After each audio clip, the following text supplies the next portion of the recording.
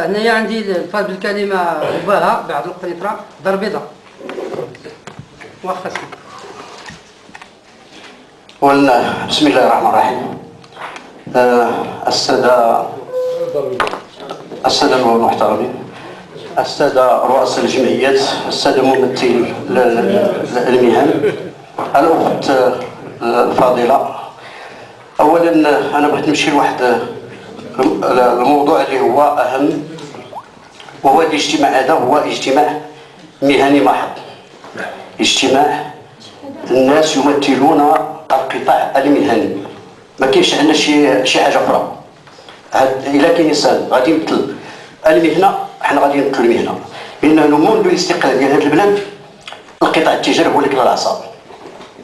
حنا ماشي ضد الضرائب، ولكن المشكل اللي كاين هناك الفاعلين الاقتصاديين ما يسمى بالجمعيات، ولكن اللي بغينا نوصلوا انا كنشكر السي الحاج هشام اللي هو قيدهم وعرفناه في الميدان العالم التجاري وغيدور على المهنه.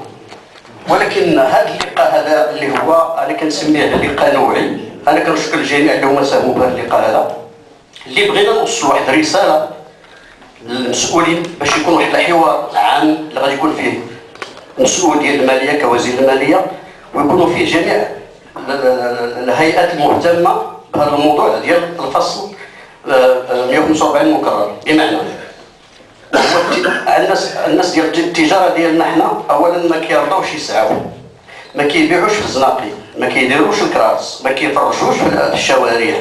ثانيا كتلقى ما عندوش ضمانه صحيه، الدوله ما عطاتو حتى شي حاجه، لا ضمانه صحيه لا اجتماعيه لا سكن اجتماعي. ما عمرنا شفناه بان الدوله هناك مشروع سكن اجتماعي لفئات التجار الصغار اللي هما كبروا الشركات وكبروا واحد العدد ديال الناس اليوم في المسائل ديال المنابر ديال المؤسسات ديال الدوله، لان هما اللي قرروهم وهما اللي عطوهم. حتى في الاشهار ديال الاشهار اللي كان مجانا كتلقى في البلوزه عنده، كتلقى في المحيط ديال المتجر ديالو. هذا التاجر هذا اللي هو عنده 10 ديال النفوس و12 ديال النفوس والدار ما كتعرفوا حتى شي حاجه، ولدوا الى غادي يمشي للجامعه حيت بواه فيه لاكارت ناسيونال سيدنا المحترم ما كياخذش لابورس.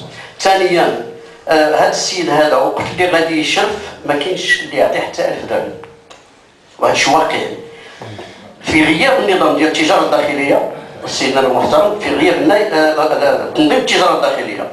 الوقت اللي كنلقاو جميع المواد تباع فوق الارصفه وكنقولوا راه هذوك الناس محتاجين، هذا غلط، لان هناك الناس ميسورين وهناك السلع كتدخل من سبته برموكات وهذا الشيء على الواقع وكيبدو لي تيكيت، وهناك مواد فاسده تباع فوق الارصفه. والناس اللي بغاو باش يبقوا هاد الناس فوق الارصفه وهم الناس ديال اللوبي اللي عندهم 1000 كروسه في كل مدينه وكيمروا هذيك السلع مهربه، بانه تاجر ما غاديش يرضى باش ياخذ هذيك السلعه بانه كيقلب على الفاكتوره.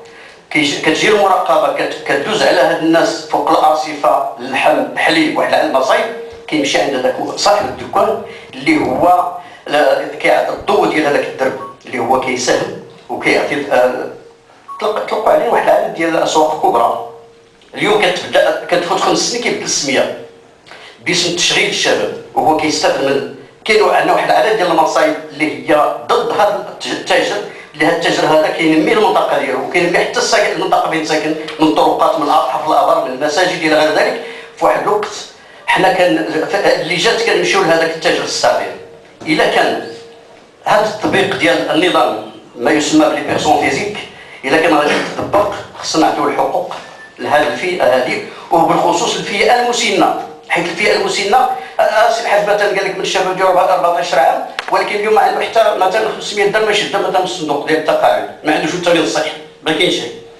الا كنهضروا على النظام الفرنسي والاوروبي والامريكي، حنا خصنا نعرفوا بان هذوك الناس راه كتمشي كتاخذ محل، كاين اللي كيخلص لك محل وكاين اللي كيصوب لك التزيينه ديال المحل والشركه كتجي كتعمر.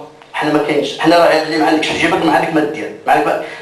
هذا المشكل اللي هو اليوم خلق مشكل وخلق واحد العدد ديال الفئه شريحه اجتماعيه وطنيه اللي غادي نعملوا لهم السنه اللي فات باش يسدوا يخرجوا يمشيو في حالاتهم فين غادي يمشيو. في واحد الوقت هز 12 الفرد. هذه هي الرساله اللي بغيت نمشيو. بغينا حوار جماعي بين وزير الماليه والمسؤولين، وعندنا المشكل ديال تحديد المجال الغابه ولا فيهن. وشكرا. شكرا.